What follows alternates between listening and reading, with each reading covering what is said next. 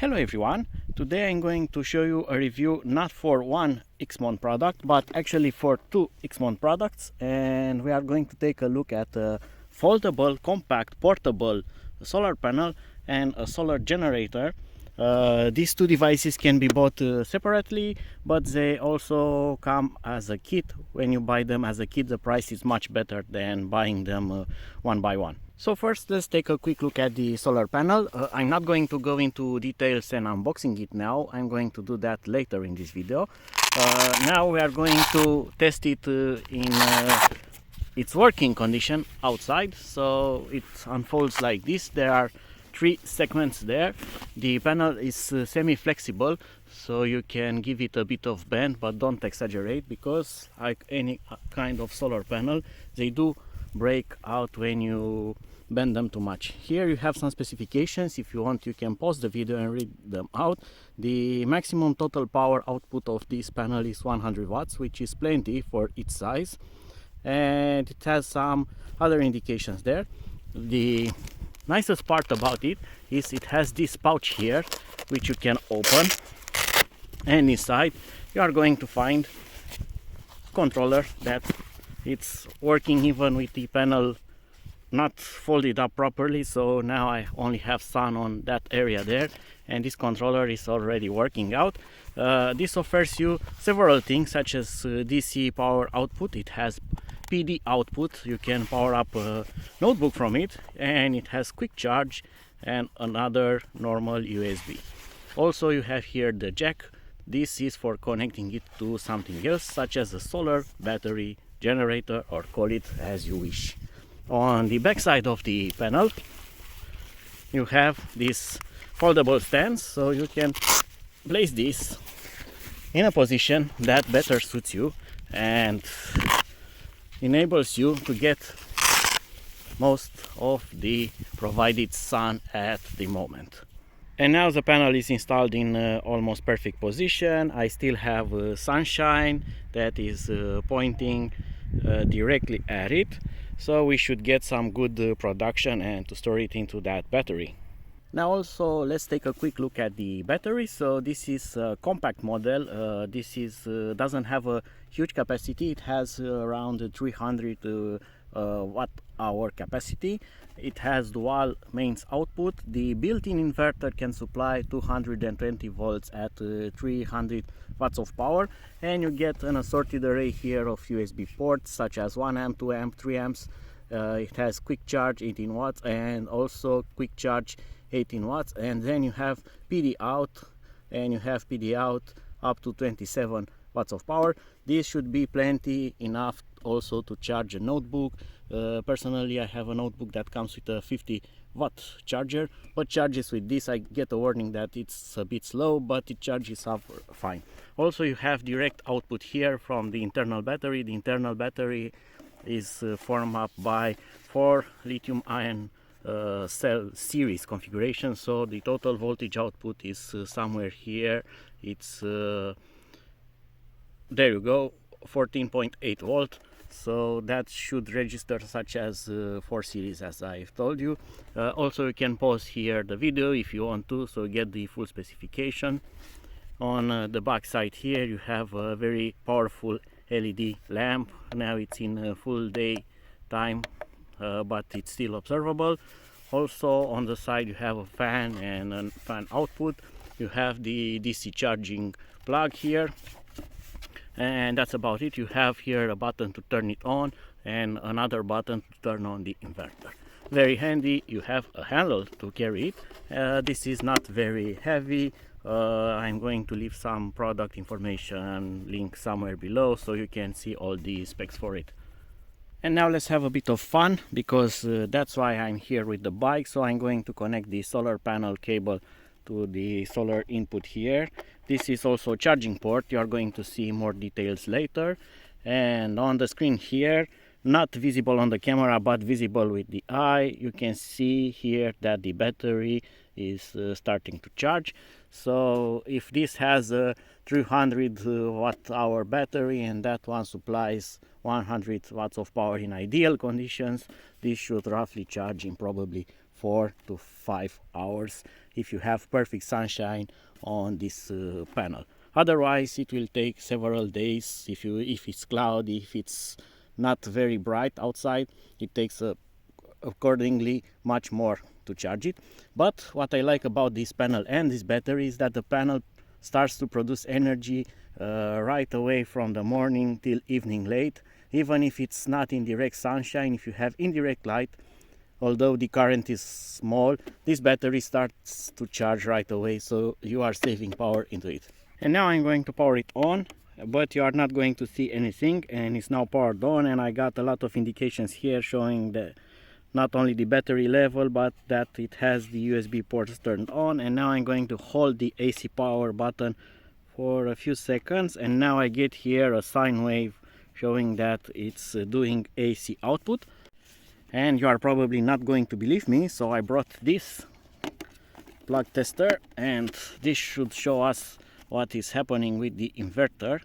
So I'm going to let it boot on, and I get here a 0 because now it's measuring 222 volts, and I have here an option to change the amp, and I also should have watt, kilowatt, and so on, and we are going to see actually the power output. And because I'm outdoor and I want to charge my bike, I've brought my charger, which I'm going to connect to the output here, and then I'm going to connect this to the bike. I can see I already have a green LED here, which means that this is now working, but it's on standby. And I'm going to plug this in. Then you can hear the charger already working, as this has a fan built into it, and it's showing red, means that the bike is now charging. And if we take a look here, I'm now drawing 114 watts of power, so it's drawing more than the panel can supply. But now the panel is supplying as much as it can, trying to charge the battery, and I'm using the internal battery here to supply the rest of the power. So now I should get roughly 3 hours of charging the e-bike without having any kind of solar power. With solar power I may end up filling up the battery before I'm drying out the this one. Another thing that I'm curious is to see that if this is a sine wave inverter, a true sine wave. So I'm going to use here this multimeter, which has also an option for an oscilloscope here. So hopefully that should work, and I'm going to plug this in. Don't do that at home, as they say. Alright, and I hope that you can see that, and I'm going to adjust the range here, although it should auto range. Let me try to range it. So okay, and there we go.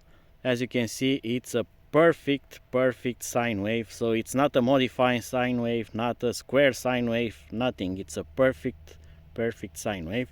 So that claim is true, and it does that really nice. I'm just going to take those off from here because it's not good what I'm doing it.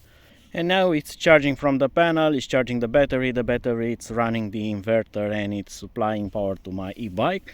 But I still have the USBs, and I also have another main, so I'm going to also try to charge my GoPro now, and it's with the media mode. So I'm going to connect this power cable here, and I'm going to use quick charge because I want to quickly charge it, although this doesn't support quick charge. Let's see, it's starting to charge.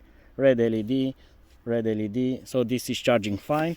Let's go forward. So GoPro Volta here. I want to charge the battery for this one as well, so I'm going to put a USB cable here, and now I'm going to choose another port here. So this one has also started to charge, so I'm drawing power to both devices here. But what happens if I have maybe a notebook that wants more power, or I have a drone with 6 batteries? Well, no problem. I have here a quick charger combined with normal USB ports. This run out of mains power, and I can do something like this. I can plug this on, and now I also have power. I have 6 more USB here, and this has resumed working, so I'm charging also the bike. And now I can test this. I can move the USB from there to this charger, and let's see. GoPro is charging, and of course Volta is charging. So now I have normal USB and another PD USB quick charge, or whatever you want to use. You can add them to the inverter part of the battery, and of course you can charge a lot more things and you get a lot more cables with it. So this you are going to see just a bit later in this video. Okay, so this was working for some time now, and the fan has started to work. This is by no means hot or something, it just blows warm air, but that's a good idea to have a fan which is thermally activated, so it's not load dependent. It only works when it needs to, and it's not very noisy. As you can hear, the bike charger is a lot more noisy than this one. So it's time to pack all up and go indoor for some more details and some unboxing, and I'm going to show you more accessories and what things you get with these devices. As you can see, they are rather compact and they all fit on my bike with no problem, which makes them great for outdoor. And now we are back, so I'm going to show you a quick unboxing. This is how you get the battery. It's very well protected during transport with very thick foam, and it has an insert of foam around it. So if you worry about its transport, don't be, because this is really well protected. Alright, and I want to show you that you are going to get also some extra accessories with it that I haven't shown you outdoors. So you get this box also with it, and inside you get, of course, a manual that's pretty useful. It has a lot of information here, and it's in several languages including English. And you also get a charger for your mains, so you can use this as a power bank, as a large power bank. You can charge it from the mains and take it with you. Also, if you plan to go outdoor and you don't know if you are going to get enough sun, you can start with this filled up at home, and then just use the solar panel to top it up. So that's really nice. And you also get this adapter, which is very useful. On this front here, you see you have these outputs. These are connected directly to the battery, hence the voltage variation here that it says between 12 and 16.5 volts, and it supplies up to 10 amps. So you can just plug this here, and now it's just like a car outlet for the cigarette charger, or call it whatever. You can connect here various things such as a car tire inflator, portable charger. There are plenty of devices that can go here, and you can use also this kind of device with this adapter. This is a regular car thermometer and voltmeter that plugs into your socket, cigarette socket, and now you can see exactly the battery voltage, so there's no guessing in how many bars you have here. You now know the exact voltage of your device, so pretty nice trick. Another nice thing about this, it has a protection for over discharge. So if you don't use any kind of load on it, so you are not powering anything and you accidentally power this on, or you travel and you somehow shock this and presses the power on button, it will stay on for about 1 minute or something like that. And after that, if you don't actually use the USBs or the inverter, it shuts off, so it saves power, so it doesn't over discharge the built-in battery. And let's also check the weight of this device. So let's see. It has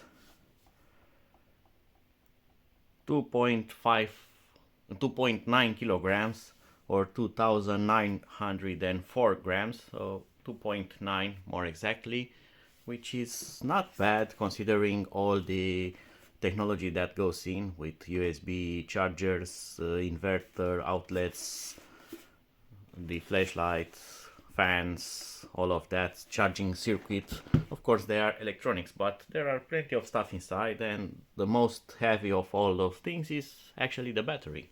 And now let's also take a quick look at the solar panel and the accessories that we get with it. Again, this comes really well packed, as it has a double layer cardboard box which is very tough, and inside you get also bubble wrap of the solar panel. So this thing comes really well protected, and also in the box you should get a manual, which is again pretty useful. You might say that it's just a solar panel, but it gives you the technical specifications. Here you have some instructions. Thing that it's very important and needs to be mentioned: this solar panel is not waterproof, so you should not use it in the rain, and that is because, being foldable, it uses this material which is somehow water resistant for a splash, but it's not rain resistant because water will ingress inside, and this panel has connection because it has 3 solar panels that are connected between them. Water will get behind the solar panels, and that will not be good for the solar panels or for the wiring. And you also have the controller here in this pouch, which is again not waterproof because water can go in through the charge ports. This is not waterproof in any way. This is just protected like this, and you can take the wire out through the side of this pocket, but this should not be used in a rain. So this should be used only on good weather. And let's unfold it. So you get these straps here that act as supports, and they are also elastic here, so they aid you installing it. It also has some latches sewed around it, so you can hang this somewhere. And now let's take a look at the accessories. The solar panel is semi-flexible, so you can bend this a bit, but don't do it too much because it's a solar panel and it will break if you bend it too much. So don't use the force look. So in the accessory bag you are going to get not one but actually 2 triple charge cables. So you have one USB here that goes into your solar panel or into your battery, and then you have 3 plugs here. You have the USB type C, the micro USB, and an iPhone, iPad something cable. Also you get a second cable that looks like the first one. This one has thicker wires, this one has thinner wires, so probably the thicker one is for faster charging speeds. Then you get this cable that is just an extender for the output of the panel, and this is a cable, an adapter cable for connecting the solar panel to your battery. So this is the charge cable for your battery. And you also get this, and this one came a bit broken, but it's not an issue. I'm just going to solder this back on. So you get alligator clips, so you can do other things with this, such as taking power from the battery or from the solar panel and outputting it to something else, such as a car battery, or doing something in emergencies. Then you get these clips, 6 of them, so they are pretty good for hanging on the panel on those latches that you have seen. And you also get this adapter with lots of things to change, so you can actually use the charging cable here and put whatever plug you want to. Only take care that the solar output of this panel, solar voltage, is not regulated, so it can go up to, is written here somewhere, up to 18 volts. So you should check with what you are using it with. So don't charge your laptop directly with this one, maybe it doesn't need that much voltage. And as simple as that, you get a full solar kit, kind of not do it yourself, it's buy it yourself kit, but this is great for small jobs, going fishing, going outdoor, doing several things with it. Might not be the best way to think that you are going to use solar power to charge the battery and then use the outlets to power something else, because you kind of lose efficiency. But in an emergency or in special occasions, this is a must-have device, and it will save you a lot of trouble and will give you a lot of opportunities. And also you can now play with solar and see how easy it is to do that. You can use this indoor, for instance, hang this on your window if you have enough sun, and power on your notebook from the PD output here, and use less power, save the planet, go green. It's a joke, but you can actually do that if you want to try it. So be sure to follow my next uploads. You are going to probably see this in other situations. And until then, see you and bye bye.